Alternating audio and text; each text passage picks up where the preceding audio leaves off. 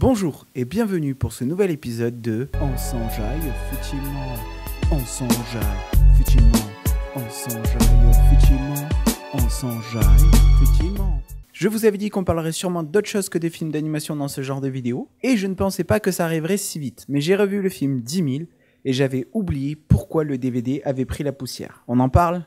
Non. Je te laisse pas le choix, Bambino. Au niveau de l'histoire, c'est un savant mélange de n'importe quoi. Pour faire simple, lors de la réunion scénaristique, les auteurs n'ont pas réussi à se mettre d'accord sur quelle période et quel lieu ils voulaient se concentrer. Le premier souhaitait se concentrer sur l'homme des cavernes, afin de rappeler à l'humain qu'il est resté un primate et qu'il n'a pas évolué. Le second voulait parler du réchauffement climatique, et donc parler des zones désertiques. Le troisième, fasciné par l'architecture, voulait parler de l'Égypte antique, et faire l'apologie du système social en parlant d'esclavage. Mais putain, j'en ai marre de me vomir dans la bouche à chercher une logique à cette merde.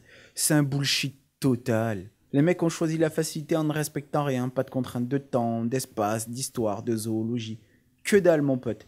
C'est ça qui est bien, en s'affranchissant des contraintes, on fait ce qu'on veut, on est plus libre. Mais couille Mickey, c'est dans la théorie ça. Là on nous sert un mec qui a peur d'un de ses voisins qui va défier un des plus grands tyrans historiques. Non mais je sais, au cinéma, l'anti-héros qui devient tout à coup l'élite, c'est un classique, faut bien que Jean Trucmuche devant son PC, il s'identifie au personnage. Mais généralement, il y a une évolution, un truc qui le rend fort, un maître qui lui apprend un art martial, une antique malédiction pirate, j'en sais rien moi. Non, là le mec il part tranquille avec sa lance et il se dit tranquillou, je vais défoncer la gueule à une armée. Mort de rigole, sans déconner. Alors, pour revenir au scénario parce que j'ai un peu divagué, il va donc traverser la forêt, puis le désert, dans lequel il va retrouver Dent de Sabre, à qui il va sauver la vie, et qui va lui sauver la vie en retour. C'est mignon, c'est super, on n'a jamais vu ça, merci. Et puis, il atterrira chez les Égyptiens où il sera réduit en esclavage, comme les membres de son peuple qu'il était venu sauver. Mais comme c'est un grand leader qui refuse l'oppression...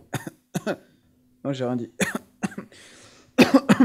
Il va se lever et apprendre au peuple à se révolter, car lui seul arrive à créer l'harmonie. Harmonie qui n'est pas palpable par le calme plat qui règne dans les cachots. Allez, assez parlé du scénario, de toute manière, c'est une compilation de courts-métrages d'étudiants en cinéma dans une école pourrie. Pour les personnages, on a Dre. Putain, vous avez pas trouvé un nom plus chiant à prononcer encore? Bref, il est amoureux depuis gamin d'Evolette. Alors, on sait pas sur quoi leur amour est basé, tout ce qu'on sait, c'est que lui, il est amoureux parce qu'elle est jolie.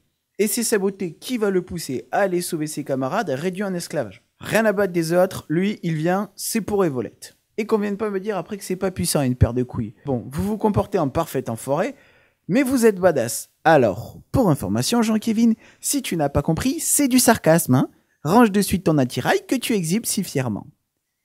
J'ai jamais trop compris pourquoi d'ailleurs. Trêve d'ironie, c'est un peu léger quand même, traverser l'univers juste parce qu'elle est jolie. Travailler un peu plus ce qu'il élit, ça aurait pas été un luxe, tu vois. Et justement, comme vous êtes très axé sur le fait qu'elle est jolie, c'est le seul critère qu'elle a. Je veux dire, il y a un seul personnage féminin dans ce film, en plus de la chamane, qui était le seul personnage qui a une véritable aura dans le film. Et son seul rôle, c'est sois bonne et tais-toi. Oh putain, c'est le festival du vomi ce soir en fait. Je sais, le fait qu'elle soit jolie, c'est ce qui crée l'intrigue. Parce que on comprend bien que la tension sexuelle qu'elle crée, ça sera la source de tous les conflits. Ce qui créera des failles pour la libérer. Mais bon, j'imagine que jouer sur l'axe d'une femme de caractère, c'était un luxe que vous pouviez qu'effleurer. Mais si on pose son cerveau et qu'on regarde ce film comme un nanar, un divertissement, on passe un bon moment. À peu près. Je dois avouer que ça m'a fait plaisir de ne pas finir sur un happy end classique. Premièrement, le tyran est tué sans qu'on ait jamais vu son visage. Ou jamais correctement. Le méchant est invisible, ça donne un côté universel, pas déplaisant. Mais par-dessus tout, Evolette se fait buter. Putain, oui. Le trésor de l'histoire, la jolie fille, objet de toutes les convoitises. La récompense promise à Dre pour son acte héroïque se fait buter. Ouais, le fait qu'elle soit une sorte de trophée, comme ceux que tu mets au-dessus de ta cheminée, c'est moche. Mais elle se fait buter. On n'est pas dans un happy end. Enfin! Et c'est là qu'on voit un film qui en fait trop. Dre perd tous ceux pourquoi il s'est battu, mais il a uni les peuples. The End, merci, clap clap. Mais non, il fallait sacrifier la chamane. On sait pas par quelle magie, pour ressusciter Evolette. Ben ouais, ça serait con que le héros il baisse pas à la fin. Donc si je devais résumer ce film en un mot, Osef. Si t'as aimé cette vidéo, tu laisses un pouce bleu. Si tu veux voir d'autres vidéos, tu t'abonnes. Je suis sur Facebook, je suis sur Twitter. Je suis moi. Allez, à plus.